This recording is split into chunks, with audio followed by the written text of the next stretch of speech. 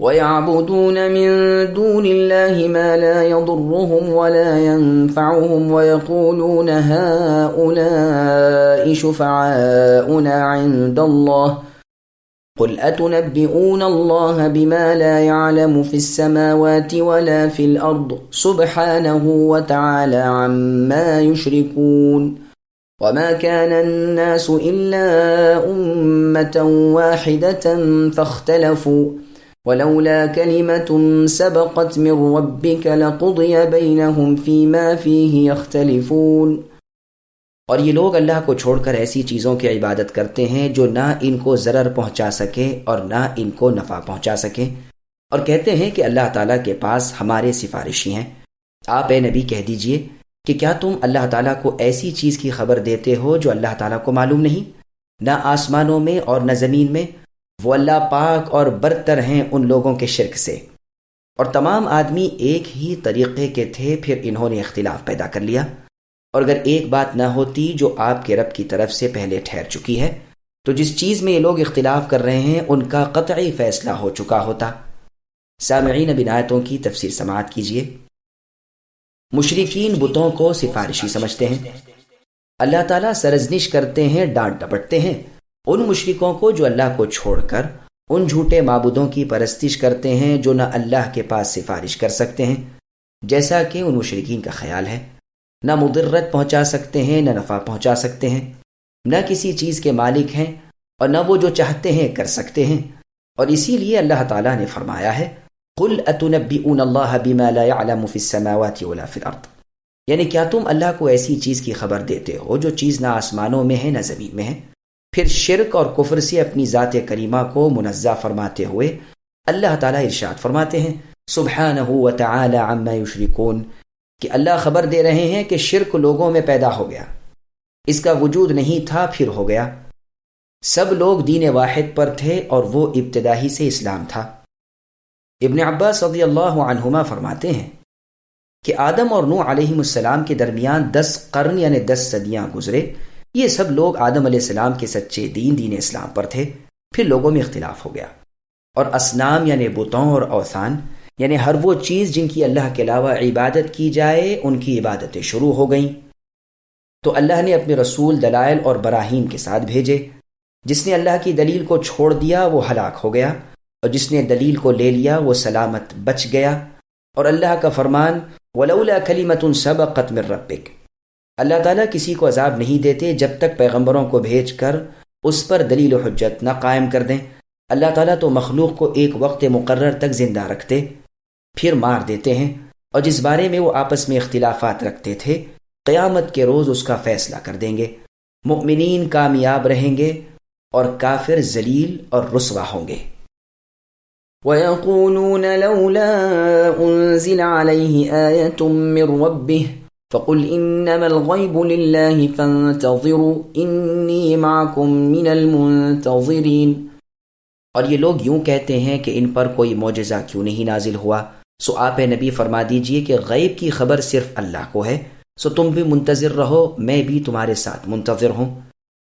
سامعین، اب ان آیتوں کی تفسیر سماعت کیجیے۔ کفار کے مطالبے پر معجزہ نہ دکھانے میں بھی اللہ کی حکمت ہے۔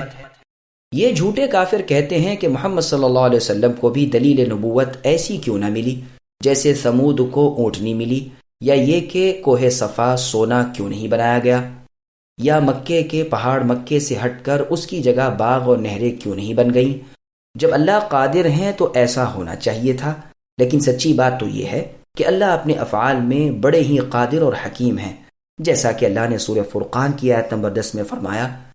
تبارک الذی ان شاء جعل لك خیرا من ذلك جنات تجری من تحتها الانہار۔ باری تعالیٰ کی ذات مبارک اگر چاہے تو آپ کے لیے اے نبی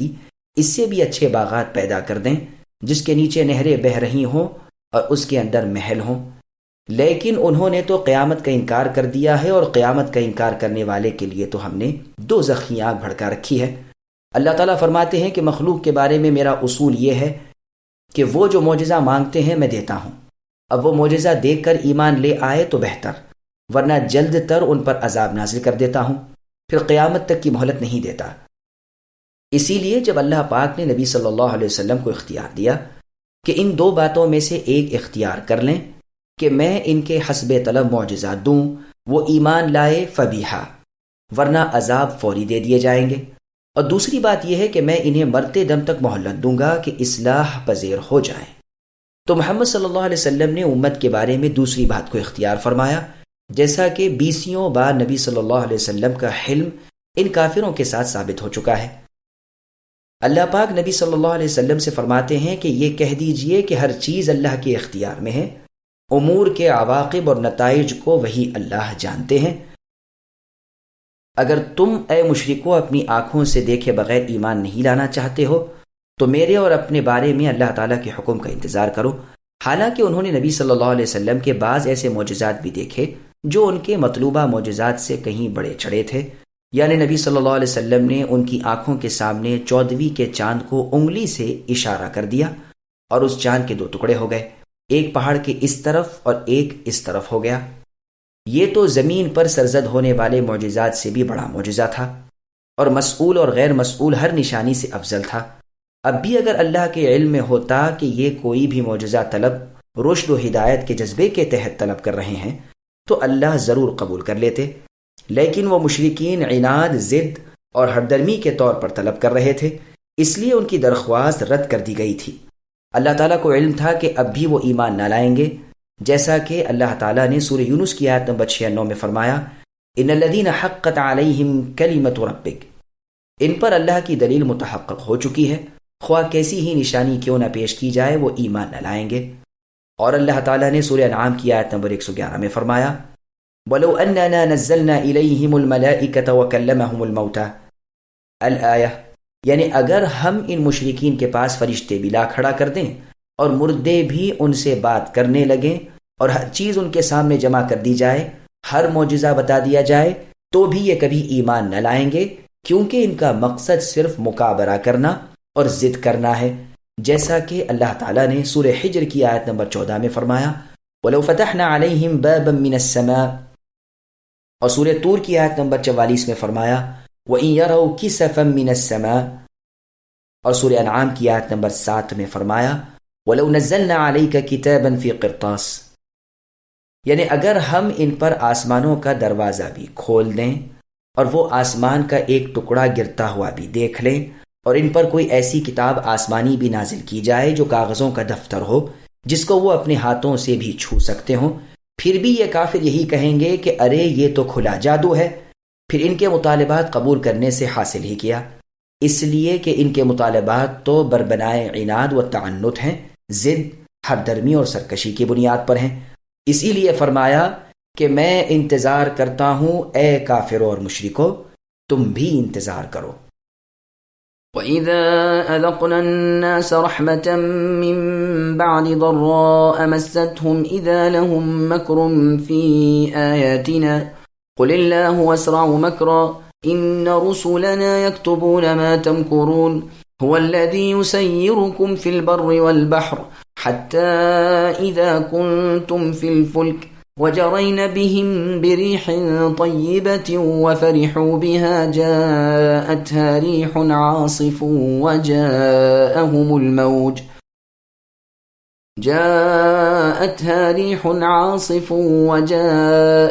الْمَوْجُ مِنْ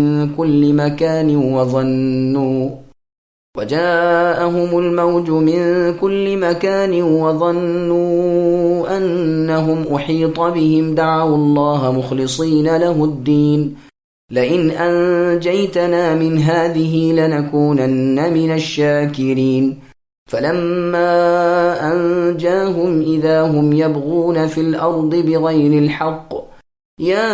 أَيُّهَا النَّاسُ إِنَّمَا بَغْيُكُمْ عَلَى أَنفُسِكُمْ مَتَاعَ الْحَيَاةِ الدُّنْيَا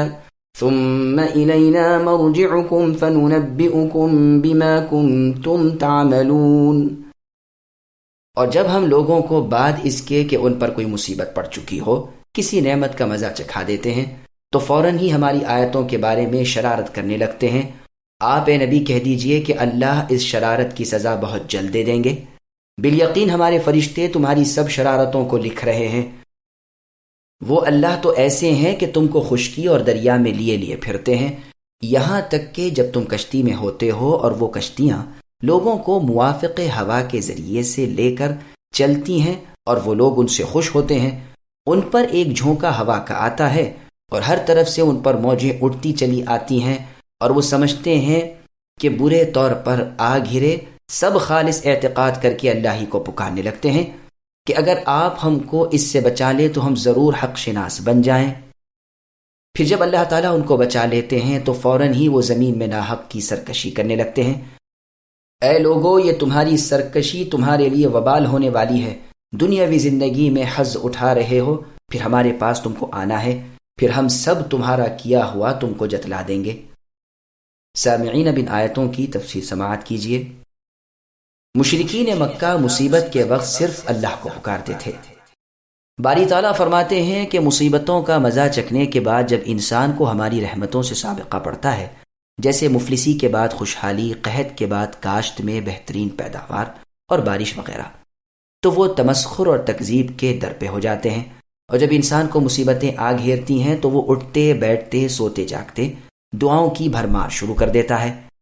چنانچہ صحیح بخاری اور مسلم میں ہے کہ نبی صلی اللہ علیہ وسلم نے ایک دن صبح کی نماز پڑھائی، وہ برسات کی رات تھی، پھر آپ فرمانے لگے، کیا تم جانتے ہو کہ آج کی رات اللہ تعالیٰ نے کیا فرمایا ہے؟ صحابہ رضی اللہ عنہم نے عرض کیا، اللہ اور اللہ کے رسول ہی بہتر جانتے ہیں۔ تو فرمایا کہ اللہ ارشاد فرماتے ہیں کہ آج میرے مؤمن بندے بھی صبح اٹھے اور کافر بندے بھی، لیکن جس نے یہ کہا کہ یہ بارش اللہ کے فضل اور رحمت کے سبب ہے تو وہ مجھ پر ایمان لایا ہوا ہے اور ستاروں کے اثرات کا منکر ہے، اور جو یہ عقیدہ رکھتا ہے کہ یہ بارش نچھتروں کے سبب ہوتی ہے تو وہ مجھ سے کفر کر رہا ہے اور نچھتروں پر ایمان لا رہا ہے۔ کہہ دیجئے، اے پیغمبر، میری حکمت عملی بڑی کارگر ہوتی ہے۔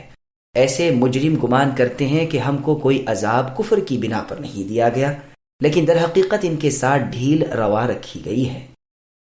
اور جب وہ اپنی انتہائی غفلت میں ہو جائیں گے تو ایک دم سے دھر لیے جائیں گے۔ ہمارے فرشتے ان کے اعمال لکھ رہے ہیں، پھر وہ عالم الغیب یعنی غیب کا علم رکھنے والے اللہ کے پاس پیش کر دیے جاتے ہیں، پھر وہ ہر بڑے اور چھوٹے گناہ کی سزا پاتے ہیں۔ پھر آگے ارشاد ہوتا ہے کہ خشکی اور طریق کے سفر کے لیے اللہ نے تمہارے لیے آسانیاں پیدا کر دیں، اور پانی کے اندر بھی اللہ نے تم کو اپنی پناہ اور حفاظت میں لے لیا، اور جب تم کشتیوں میں ہوتے ہو، ہوائیں ان کشتیوں کو چلانے لگتی ہیں تو ان کی نرم رفتاری یا سرعت سیر پر خوش ہوتے ہو۔ عین خوشی کے عالم میں ان کشتیوں کو تیز اور تند آندھی آ گھیرتی ہے اور ہر طرف سے موجیں لپٹ پڑتی ہیں، تو تمہیں یقین ہو جاتا ہے کہ اب تو ہلاک ہو گئے۔ اب زار زار اللہ سے دعائیں مانگنے لگتے ہو۔ اس وقت نہ تمہیں اپنا کوئی معبود یاد آتا ہے، جیسے پیرانے پیر دستگیر کو تم پکارتے ہو، خواجہ اجمیری، خواجہ بند نواز، پہاڑی شریف کے بابا اور دیگر بہت سے خود ساختہ معبود جن کو تم نے خود اپنے ہاتھوں سے تراشا اور انہیں اپنی طرف سے معبود قرار دے کر اللہ کا شریک انہیں بنایا ہے، ان سب کو بھول جاتے ہو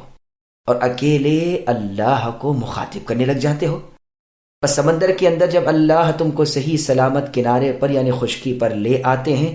تو پھر اللہ سے روگرداں ہو جاتے ہو۔ انسان بڑا ہی ناشکرا ہے۔ یہاں اس آیت میں کہا گیا ہے دعوا اللہ مخلصین لہ الدین لئن انجیتنا، یعنی بڑے مخلص ہو کر پکارنے لگتے ہیں کہ اگر اے اللہ آپ نے ہم کو اس مصیبت سے نجات دے دی تو ہم بڑے شکر گزار بن جائیں گے، اور جب اللہ ان کو نجات دے دیتے ہیں تو ملک میں وہ ناحق شرارت کرنے لگتے ہیں، گویا کبھی ان پر مصیبت آئی ہی نہ تھی۔ پھر ارشاد ہوتا ہے یا ایھا الناس انما بغیکم علی انفسکم، کہ اے لوگو، تمہاری بغاوت کا وبال تمہیں پر پڑے گا، خوب یاد رکھو کہ کسی اور کو اس کا ضرر نہیں۔ جیسا کہ سنن ابی داؤد نے، سنن ترمذی، سنن ابن ماجہ اور ادب المفرد میں نبی صلی اللہ علیہ وسلم کا فرمان ہے کہ بغاوت از اللہ اور قطع تعلقی یہ دو ایسے گناہ ہیں کہ آخرت میں تو عذاب ہوگا ہی، لیکن دنیا میں بھی جلد تر اس کی سزا مل جاتی ہے۔